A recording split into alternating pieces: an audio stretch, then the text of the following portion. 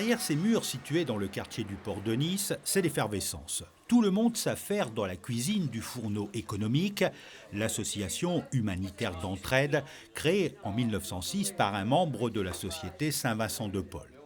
Laurent Collin, le chef exécutif des cuisines de l'hôtel Méridien Beach Plaza de Monte-Carlo, accepte de devenir le grand chef pour tous 2020.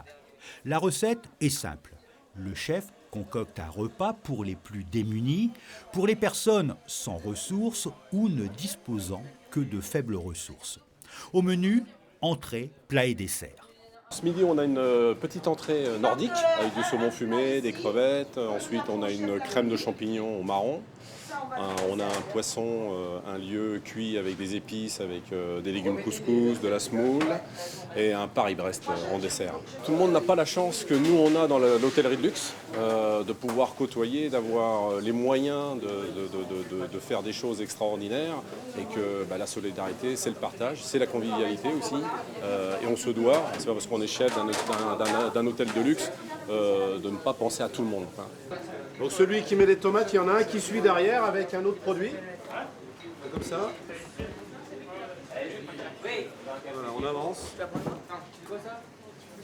Ce repas est rendu possible grâce à l'association des guides et scouts de Monaco, qui chaque année, au cœur de l'hiver, mène cette action de solidarité pour offrir un moment de douceur, de joie et de chaleur humaine dans des vies qui en manquent parfois cruellement.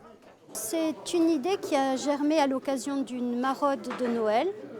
À l'époque, c'était les pionniers Caravelle, donc la branche des 14-17 ans, qui ont distribué des sandwichs et qui ont regretté qu'on ne fasse pas un repas de fête pour ces personnes qui viennent chercher à la fois de la nourriture mais aussi du réconfort.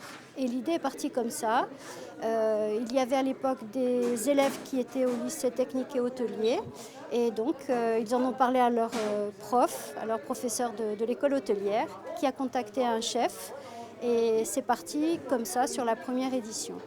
Les professionnels du secteur hôtelier de la Principauté se sont également mobilisés, ainsi que des enseignes de l'alimentation. Ce sont eux qui ont donné les ingrédients.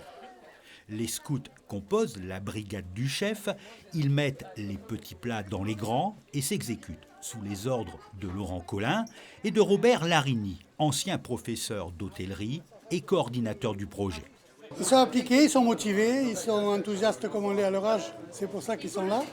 Et ça fait la 7e fois qu'on fait cette opération, depuis 2014. Et ça a toujours autant de succès auprès des jeunes. Pour eux, ça les marque. Ils se rappellent pendant longtemps de cette journée. Donc c'est très positif, c'est pour ça qu'on le refait souvent. Voilà. Ils sont du métier ou pas ? Alors, quelques-uns sont du métier, des anciens qui sont revenus, là, qui ont déjà, sont dans la vie professionnelle et qui donnent un coup de main aux plus jeunes qui sont des néophytes. Hein. Vraiment, il y a peut-être des futurs cuisiniers, mais pour l'instant, ils sont là pour aider. Rien à voir avec une soupe populaire classique. Laurent Collin veut donner un sens à son action en conciliant talent et générosité, en ajoutant la solidarité à son menu.